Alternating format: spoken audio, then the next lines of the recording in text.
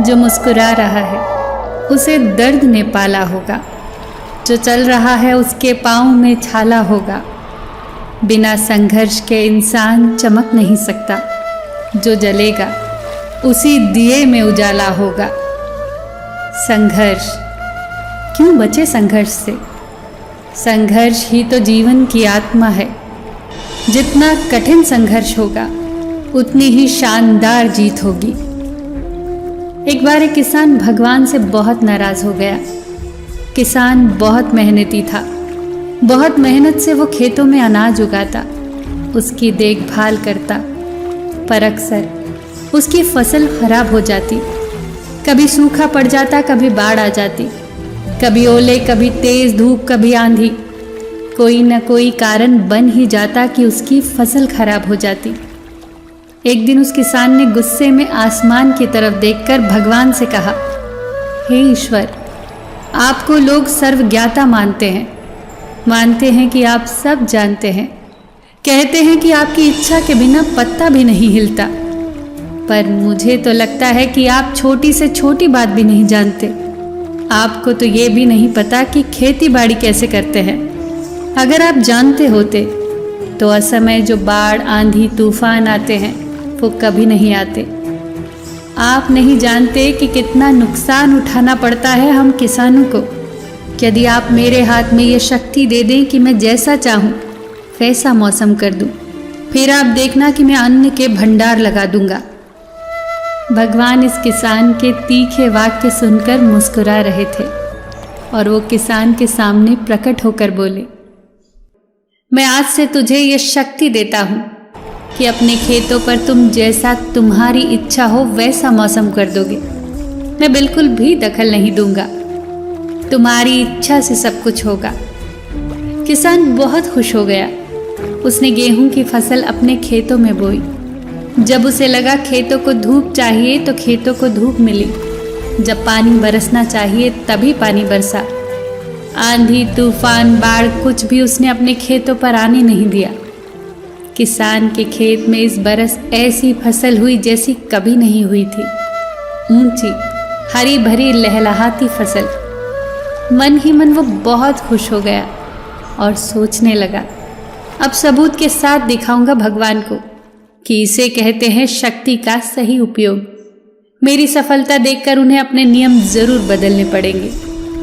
कुछ दिन गुजरे, फसल कटने को तैयार हो गई। किसान बड़ी उत्सुकता के साथ फसल काटने लगा, पर जैसे ही उसका ध्यान गेहूं की बालियों पर गया तो उसने अपना सिर पीट लिया। वो रोने चिल्लाने लगा। गेहूं की एक भी बाली के अंदर गेहूं का दाना नहीं था। सारी बालियां अंदर से खाली थी। किसान बहुत दुखी हो गया। उसने भगवान को रोते हुए फिर पुकारा, हे प्रभु, तुमने मेरे साथ ये क्या किया? क्या तुमने मुझे कोई सजा दी? भगवान बोले, पुत्र, ये तो होना ही था। तुमने पौधों को संघर्ष करने का मौका ही कहाँ दिया। न तो तुमने उन्हें आंधियों से जूझने दिया, न तेज बारिश को सहने दिया, न धूप में तपने दिया। एक भी चुनौती का सामना तुमने उन्हें नहीं करने दिया। इसीलिए सारे पौधे अंदर से खोखले रह गए।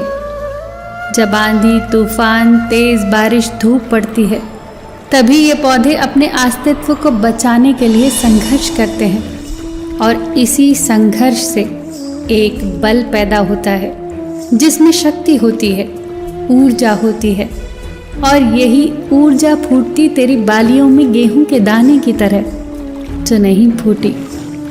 तूने उन्हें कठिन परिस्थितियों से गुजरने ही नहीं दिया जहां उनके अस्तित्व का जन्म होता। सारी बालियां इसलिए खाली हैं, एक भी गेहूं का दाना इसलिए नहीं है क्योंकि तूने अपने पौधों को संघर्ष कराया ही नहीं। याद रखिए, स्वर्ण में स्वर्णिम आभा तभी आती है जब वो आग में तपने, गलने और हथौड़े से पिटने जैसे संघर्षों से गुजरता है।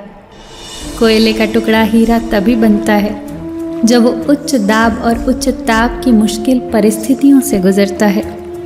इसी तरह यदि हमारी जिंदगी में कोई संघर्ष ही ना हो, कोई चुनौती ही ना हो, तो हम भी गेहूं की बालियों की तरह खोखले ही रह जाएंगे। कोई अस्तित्व नहीं होगा हमारा। विपरीत परिस्थितियाँ, चुनौतियाँ, समस्याएं हमें और अधिक निखारती हैं। यदि जीवन में मुश्किल परिस्थितियाँ आए, चुनौतियाँ आए तो घबराना मत, बल्कि सामना करना, विश्वास करना कि आप और अधिक निखर जाओगे और अधिक मजबूत बन जाओगे। किसी ने कितना सही कहा है, जिंदगी जीना आसान नहीं होता, बिना संघर्ष कोई महान नहीं होता। जब तक न पड़े हथौड़े की चोट, तब तक पत्थर भी भगवान नहीं होता।